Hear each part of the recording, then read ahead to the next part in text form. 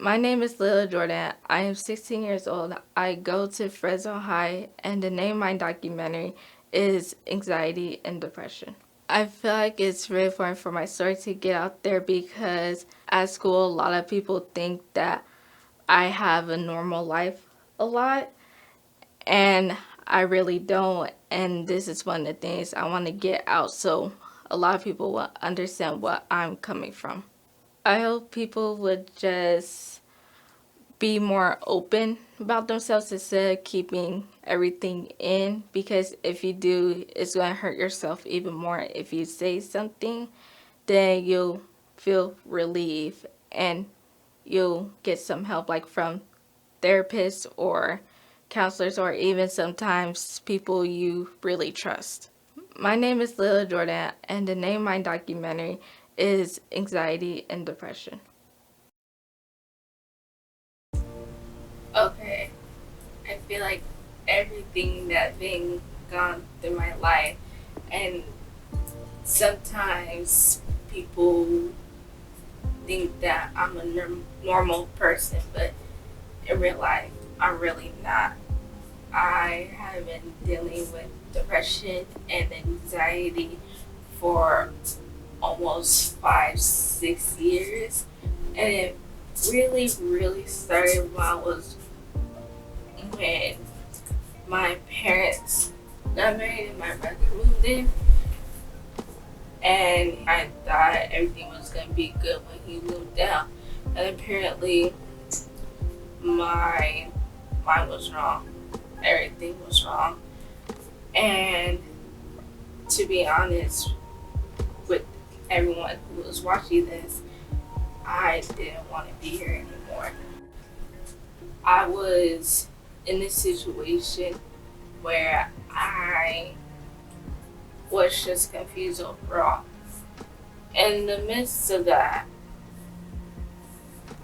I have been faking being happy all the time, and I wasn't. I was not sure what else to do next. I've been struggling to find myself. I'm still doing it now because of everything what's going on, but at the same time, because a lot of teenagers and young adults, we are really dealing with this. And sometimes it's hard for us to control it. And now, with the and everything, it's been really struggling for all of us.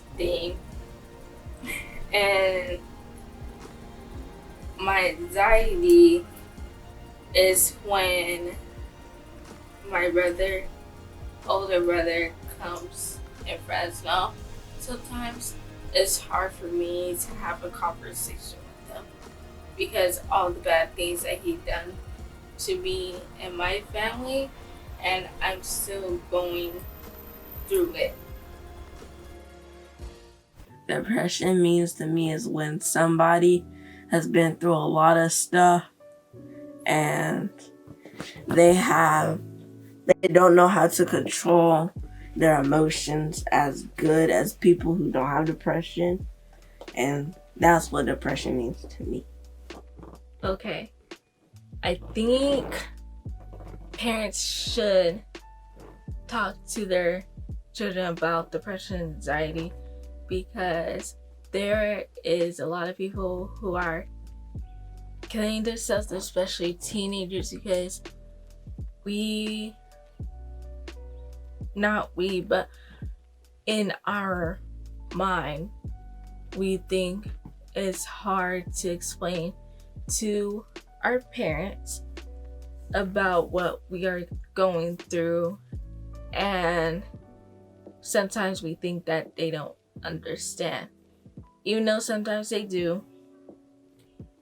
And it's every day it's hard for us to say something that's on our mind because we think of a different reaction of what we're giving to them. And for any of you guys out there who are really, really struggling with this, you should talk to someone or write in the journal, because that really helps me to get my feelings out. And if I like scared to talk to my parents of what's going on, I'll write in my journal. But I stopped doing that because I have a counselor who is helping me to do some ways to help me with my anger issues, with my anxiety or my depression. Because when I'm out in the real world, I don't want to be sad and depressed every single day. Dealing with Laila and her anxiety,